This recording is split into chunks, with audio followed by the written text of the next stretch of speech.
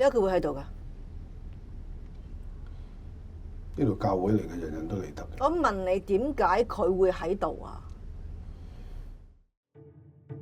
你得問耶穌，我嘅弟兄得罪我寬恕佢7次可以嗎？耶穌回答佢話：唔係7次，係70個7次。你犯咗咩事去坐監啊？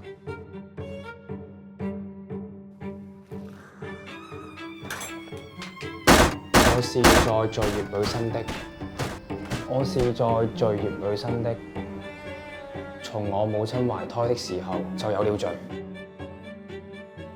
呢個可能係神嘅意思。你咪黐線㗎！佢強姦咗我哋個女啊！你咪想我死先去原諒我啊？